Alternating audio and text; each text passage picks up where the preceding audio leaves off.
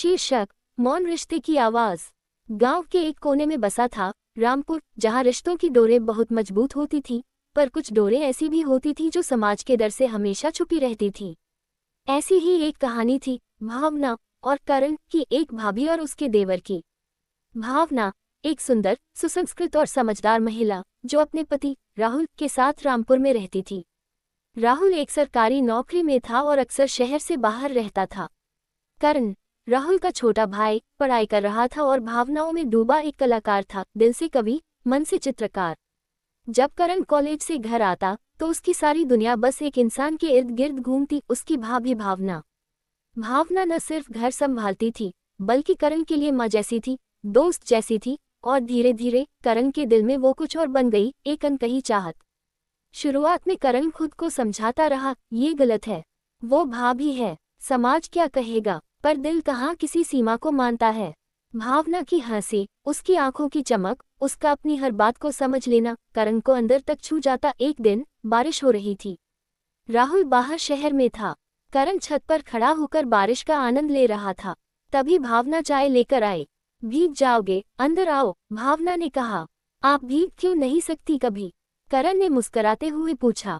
भावना हंस दी। क्यों, क्या फर्क पड़ता है? फर्क बहुत पड़ता है, आप भी इंसान हैं, आप भी जी सकती है खुलकर। करण की आंखों में एक चमक थी। भावना कुछ पल उसे देखती रही। उस दिन पहली बार उसने करण की आंखों में वो देखा जो अब तक अनदेखा था, प्यार। दिन बीतते गए, करण की नजरों में भावना के लिए इजहार और गहरा होता गया। भावना भी इंसान थी, उसके जीवन में प्यार का अभाव था। राहुल की व्यस्तता, उसका बेरुखापन भावना को अकेला कर गया था। करण की मासूम चाहत ने उसे भीतर से हिला दिया था। एक शाम जब पूरा घर सो चुका था, करण आहिस्ता से बैठक में गया जहां भावना अकेली बैठी थी। दोनों की आंखें मिली, कुछ देर तक खामोशी रही। भाभी, करण ने धीमे से कहा, क्या आपको कभी ऐसा लगा कि हम कुछ और भी हो सकते हैं?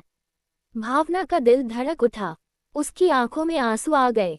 करण, तुम नहीं समझोगे, ये जो हमारे बीच है वो प्यार जैसा लगता है, लेकिन ये सिर्फ एक खालीपन है जो हमें एक दूसरे की ओर खींचता है। नहीं भाभी, करण ने आगे बढ़कर उसका हाथ थाम लिया, ये सच्चा है। आपने मुझे हर बार समझा है, मेरा साथ दिया है, मैं बस आपको खुश देखना चाहता हूँ। भावना कुछ नहीं बोली, उसके होंठ कांपे, पर शब्द नहीं निकले। उस रात कुछ नहीं हुआ, लेकिन बहुत कुछ बदल गया। अगले कुछ हफ्तों तक दोनों के बीच दूरी रही, पर दिलों की दूरी नहीं। करण ने खुद को कविता में डुबो दिया, भावना खुद को पूजा पाठ और घर के कामों में। फिर एक दिन करण ने भावना को एक चिट्ठी दी। उसमें लिखा था, भावना भाभी, मैं जानता हूँ कि हमारी चाहत इस समाज के दायरे में नहीं आती, लेकिन मेरा प्यार सच्चा है, बिना शर्त के। अगर आप कहें तो मैं हमेशा के लिए दूर चला जाऊंगा, पर एक बार दिल की बात कहनी जरूरी थी। आपका करण। भावना की आंखें भर आईं। उस रात उसने खुद से बहुत सारे सवाल किए।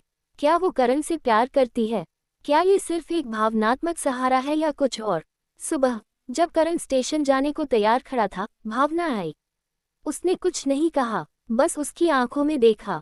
क्या मैं चला जाऊं? करण ने पूछा। भावना ने धीरे से सिर हिलाया, हाँ, लेकिन हमेशा के लिए नहीं। करण कुछ समझ नहीं पाया। भावना मुस्कुराए, आज नहीं, शायद किसी और जन्म में, जब मैं तुम्हारी भाभी नहीं, सिर्फ भावना होंगी। करण की आंखें नम हो गईं। उसने सिर झुका लिया और चुपचाप चला गया। सालों बाद करण एक मशहूर लेखक बन चुका था। उसकी किताबों में एक नाम बार बार आता, भावना। हर कविता, हर कहानी में उसका जिक्र होता। किसी इंटरव्यू में जब पूछा गया, ये भावना कौन है, करण ने कहा, वो मेरी सबसे बड़ी प्रेरणा है। एक रिश्ता जो कभी पूरा नहीं हो सका, पर अधूरा रहकर भी सबसे सुंदर रहा।